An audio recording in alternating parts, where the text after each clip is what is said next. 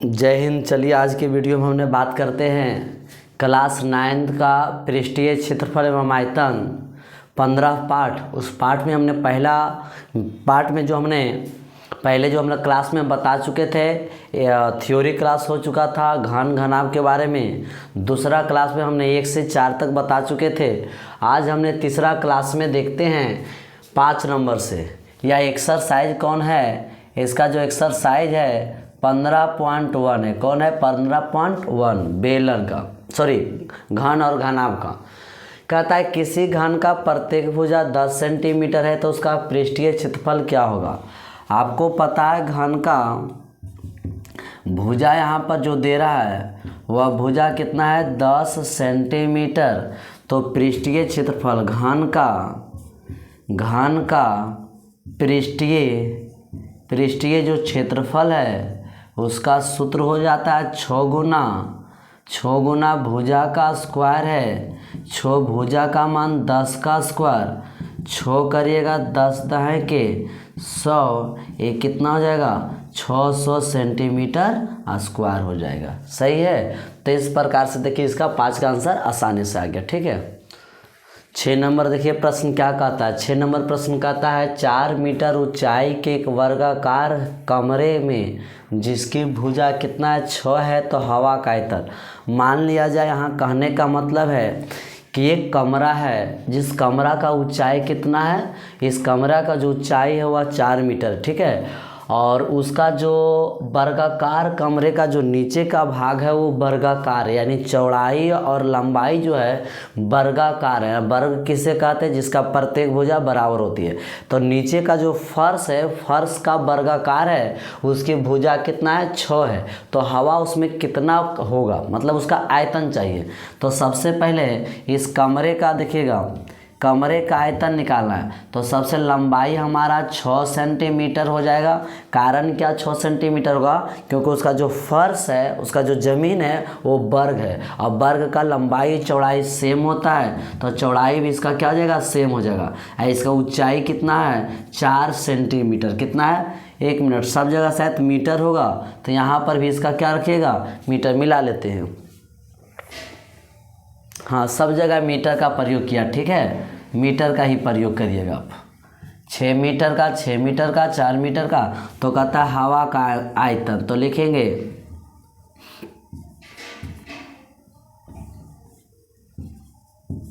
कमरे में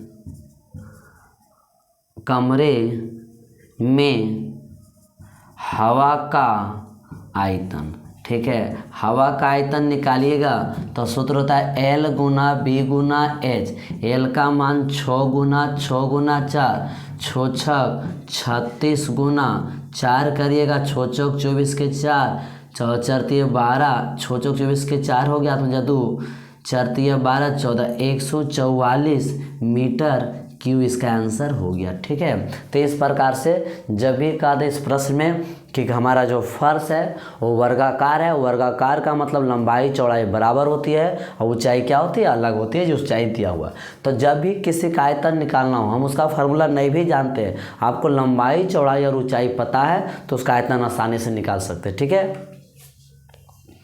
चलिए 7 नंबर प्रश्न क्या कहता है। 7 नंबर कहता है एक लड़का है जो 2 लीटर दूध खरीदने गया दुकानदार। ठीक है। दुकानदार ने उसे एक आयताकार बर्तन से 20 सेंटीमीटर लंबा, 15 सेंटीमीटर चौड़ा और 5 सेंटीमीटर गहरा एक बार उसे माप दिया बर्तन में।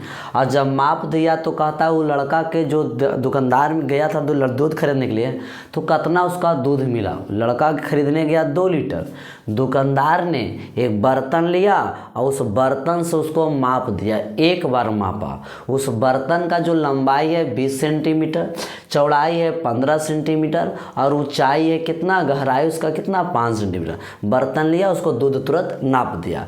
तो कहता है एक बार में कितना उसको ज़्यादा मिला या कम मिला। जबकि हिंट दे रहा है कि 1 लीटर में 1000 सेंटीमीटर क्यूब होता है। तो 2 लीटर हमको खरीदने जाएंगे तो 2000 सेंटीमीटर क्यों होगा। आइए हम इस बर्तन का जो दिया है उस बर्तन का आयतन निकालते हैं। अब आयतन लंबाई चौड़ाई और गहराई दिया हुआ, आयतन यदि 2000 आया तो कहेंगे ना परफेक्ट दिया, सही दिया है। अगर 2000 से कम गया तो हम कहेंगे कम दिया, और 2000 से ज़्यादा हो गया तो कहेंगे ज़्यादा दिया, क्योंकि हम खरीद रहे हैं कितना लीटर दूध, 2 लीटर। तो सबसे पहले इस लिखेंगे बर्तन का आयतन, यहाँ पर लिख दो बर्तन का आयतन। ठीक है, बर्तन का आयतन का सूत्र होता है लंबाई गुना चौड़ाई गुना ऊंचाई। लंबाई का मान देखो यहाँ पर दे रहा है 20 दे रहा है, इसका 15 है, 5 है, ये 20 हो गया। 15 गुना पर कितना करिएगा, ये 75 कर लीजिएगा, 75 दूना ये करिएगा तो 150 हो जाएगा, यानी 1500 सेंटीमीटर क्यूब होगा। आप कितना आया 1500 सेंटीमीटर। आप दूध को कितना, 1 लीटर में 1000 था, 2 लीटर में 2000, तो आपको होना चाहिए कितना 2000। आपका बर्तन का आयतन जो दुकानदार हमको दे रहा है उसका आयतन कितना है 1500, हमको लेना है कितना 2 लीटर में 2000, यानी हमने कहीं ना कहीं हमको दुकानदार ठग रहा है। और कितना ठग रहा है तो 500 सेंटीमीटर कम दे रहा है क्यू में। तो इसका कौन ऑप्शन हो जाएगा, बी जो है हमें क्या कर रहा है, दुकानदार हमसे 500 सेंटीमीटर क्यू जो है वो दूध कम माप रहा है। ठीक है, चलिए 8 नंबर क्या कहता है समझिएगा। 8 नंबर प्रश्न को, एक आयताकार तालाब की लंबाई जो है 20 मीटर, गहराई 15 मीटर, चौड़ाई 15 मीटर और ऊंचाई इसकी कितना है 10 मीटर। तो कहते हैं इसमें कितना किलो लीटर पानी आ सकता है। एक तालाब है जिसकी लंबाई है, चौड़ाई और ऊंचाई है, उसमें पानी का था कितना किलो लीटर आ सकता है, मतलब उसका आयतन चाहिए। तो आयतन यहाँ पर एक चीज़ हिंट में भी दे रहा है कि 1 किलोमीटर जो होती है वो 1 मीटर क्यूब के बराबर होती है। अगर आपका आंसर 10 मीटर क्यूब आया तो आंसर बोलिएगा 10 किलो लीटर भी यहाँ पर किलो लीटर बोल सकते हैं। और अगर 20 आया तो इसको भी, क्योंकि दोनों बराबर है, यह मीटर क्यूब में है या किलो लीटर में है। तो आइए हम इस प्रश्न का हल करते हैं। सबसे पहले क्या करिएगा, तालाब का आयतन लिखेंगे, तालाब का आयतन। ठीक है, तो तालाब का आयतन के लिए क्या करिएगा, लंबाई गुना चौड़ाई गुना ऊंचाई। लंबाई आपको दे रहा है 20 है, 15 है और यहाँ पर कितना करिएगा 10, इसको गुना करिएगा तो 3000। देखो इसको गुना करिएगा एको करके, 15 गुना 20 का तब 300 ही आ जाएगा और गुना 10 करिएगा यानी 3000 मीटर क्यूब आया। तो यह इसका आयतन हो गया। इसमें भी है लेकिन यहाँ बोल रहा है किलो लीटर में पूछ रहा है, तो 1 किलो लीटर 1 मीटर क्यूब के बराबर। तो इसको आंसर आप ऐसे भी कर सकते हैं 3000 किलो लीटर। सही है, किलो लीटर आप आंसर कर सकते हैं। सही है, आंसर ही हो गया। चलिए 9 नंबर प्रश्न क्या कहता है। 9 नंबर कहता है कि घन का आयतन दिया हुआ 1331 मीटर क्यूब है, तो इसकी एक कोर का मतलब भुजा होता है, क्या होगा। तो सबसे पहले यहाँ पर देखिएगा, बहुत आसान प्रश्न है। यहाँ पर जो चीज़ दिया हुआ उसी से चलिएगा। तो घन का आपका आयतन दिया हुआ, तो घन का जो आयतन होता है वो 1331 मीटर क्यूब होता है। ठीक है, यहाँ पर आयतन का सूत्र होता है भुजा का क्यू होता है, इसको 1331 करेंगे, क्यू इधर से हटाएंगे तो इधर घनमूल चढ़ जाएगा। तो यहाँ पर लिखेंगे भुजा बराबर, यहाँ पर देखिएगा घनमूल हो जाएगा 1331, इसको आप तोड़िएगा तो 11 गुना 11 3 बार आएगा और इसका घनमूल में 3 का जोड़ा लगता है तो 11 आ गया। यानी इसका सही आंसर क्या होगा, 11 मीटर आ गया आंसर। इसका एक कोर बोलिए, एक भुजा बोलिए। सही है, चलिएगा हम लोग अब आगे का प्रश्न 10 नंबर क्या कहता है सो समझिएगा। 10 नंबर कहता है 5 सेंटीमीटर किनारे वाले घन को 1 सेंटीमीटर किनारे वाले कितने घन में हम बांट सकते हैं, विभक्त कर सकते हैं। इसका सिंपल एक फंडा है कि मान लिया एक घन है, इस घन को आप लोग देखिएगा तो इस घन का किनारा कितना हम ले लेते हैं 5 सेंटीमीटर। चलो 5 मीटर या सेंटीमीटर, चलो हम इसको सेंटीमीटर में ले लेते हैं। ठीक है, दिया हुआ और इसको हमको बांटना है 1 सेंटीमीटर में। ठीक है। तो कहता है कितना घन में बांटा जा सकता है, इसको विभक्त कितना घन में, कितना में हुआ, तो कितना घन बन सकता है, एगो बन सकता है, दोगो बन सकता है, तीन, चार, बहुत सा बन सकता है। सबसे पहले इसका आप समझिए कि उदाहरण से बताते हैं। जैसे आपके पास अगर 100 किलो का कोई वस्तु है और उसे आप 2-2 किलो में, 100 किलो की वस्तु इसका मतलब उसका आयतन है, और उसे आप 2-2 किलो में बांटते हैं, अगर 5 केजी में बांटते हैं 100 किलो का, तो 5 केजी का बांटते तो कितना भाग बटेगा, तो उसका 20 भाग। कारण क्या है कि जैसे हमको कहने का मतलब 100 केजी का वस्तु है, मतलब ये बड़ा का आयतन है, हमको बंटवारा करना है 5 केजी में, तो इसका आयतन छोटा हो जाएगा। तो जब 100 केजी का वस्तु को अगर 5 केजी वाला हम बांट रहे हैं तो 5 से भागा देंगे, यानी हमको कै भाग में बटेगा, 20 भाग में। सेम कंडीशन यहाँ है, 5 सेंटीमीटर का कोई घन है तो इसका एक आयतन अपना होगा, उस आयतन से छोटा छोटा 1 सेंटीमीटर का, तो कै गो बनेगा, तो इसका घन का आयतन जो बड़ा घन है उसका आयतन में इस घन के आयतन से भागा दीजिएगा, आपका आंसर पता चलेगा कि कै गो बंटवारा हो रहा है। ठीक है, तो समझिएगा। तो सबसे पहले यहाँ पर हल करेंगे, ठीक है, लिखेंगे घन, छोटे घनों की संख्या, हम लोग छोटे करें, छोटे घनों की संख्या, छोटे घनों की संख्या के लिए हम लोग क्या करेंगे, बड़े घन का आयतन, बड़े घन का आयतन, ठीक है। चलिएगा, अब बटा में क्या लिखिएगा, छोटे घन का आयतन, छोटे घन का आयतन, सही है। बड़े घन का आयतन का सूत्र होता है, क्या होता है, भुजा क्यू, क्या होता है, भुजा क्यू। तो 5 का क्यू करिएगा, छोटा घन का भुजा का आयतन 1 का क्यू करिएगा, 5 गुना 5 3 बार करिएगा, 5 5 5, अब 1 गुना 1 करिएगा तो इसका होगा 125, 1 होगा, आपका आंसर 125 घन तैयार होगा। यानी बड़ा से अगर हम बंटवारा करेंगे तो 125 घन बनेगा। ठीक है, चलिए 11 नंबर देख लेते हैं, प्रश्न क्या कहता है।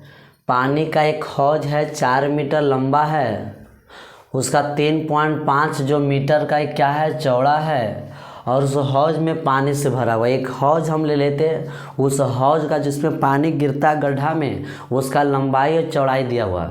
कहता है उस हौज का लंबाई और चौड़ाई है तो पानी से भरा हुआ, पानी की सतह को 2 सेंटीमीटर कम करने के लिए कहता है कितना पानी निकालना पड़ेगा। तो 2 सेंटीमीटर कम करें मतलब उसकी ऊंचाई कितना हो जाएगा, 2 सेंटीमीटर। तो जितना 2 सेंटीमीटर अगर पानी निकालेंगे, समझ ले हुआ उसका आयतन निकला। एक छोटा सा हम फिगर के माध्यम से समझाना चाहते हैं।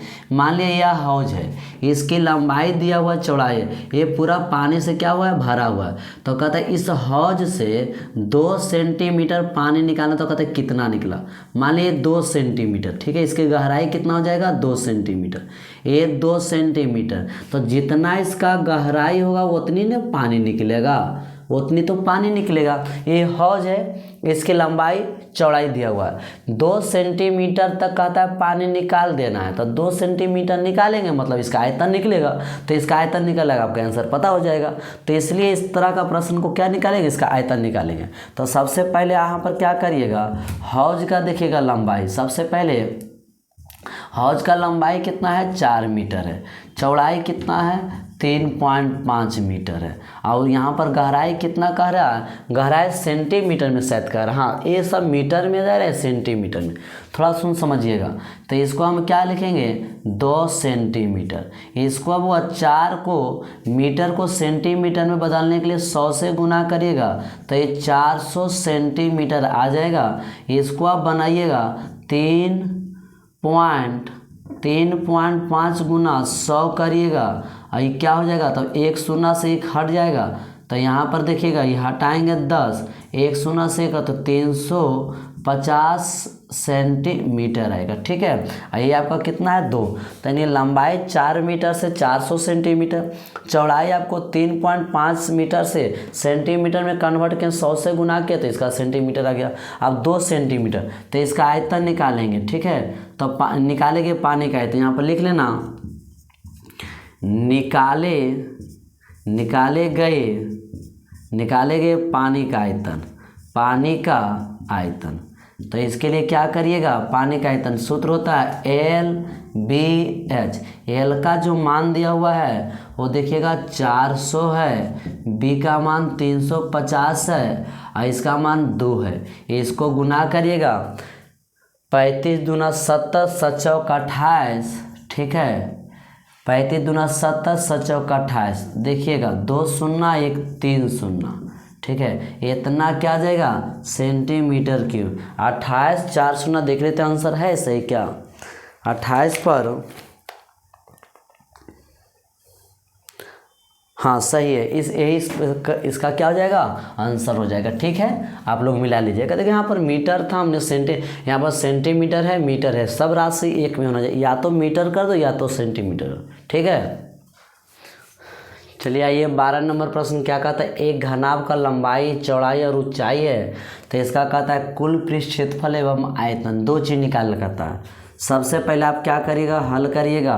आपको एल का वैल्यू दे रहा है 5 मीटर, बी का वैल्यू दे रहा है 4 मीटर और एच का वैल्यू दे रहा है कितना 3 मीटर, ठीक है। आप सबसे पे यहाँ पर पृष्ठीय क्षेत्रफल घनाभ का लिखिएगा। इसमें दो हिसाब है लिखेंगे, घनाभ का पृष्ठीय क्षेत्रफल, इसका सूत्र होता है 2 into LB plus BH plus HL होता है। 2 L का मान देखिए 5 गुना 4 करिएगा, 4 गुना 3 करिएगा, 3 गुना 5 करिएगा, यहाँ पर 2 करिए, 5 चौक 20, 12 और 15, ये सबको आप जोड़िएगा। यहाँ पर देख लेना बाबू, तो 2 लिखेंगे, 20 हो गया, 10 30 10 40 और 7 47, यहाँ पर 2 है 47 को करेंगे तो 7 दूना कितना होगा, 7 दूना 14 4 8 1 9, 94 से मीटर का है, क्षेत्रफल में है तो मीटर का क्या होगा स्क्वायर होगा। तो ये आपका सेंटर आ गया। अब देखिएगा अगला बी नंबर में क्या कहता है, सो देखिएगा आयतन निकालने कह रहा है, आयतन। तो आयतन का सूत्र होता है घनाभ का LBH।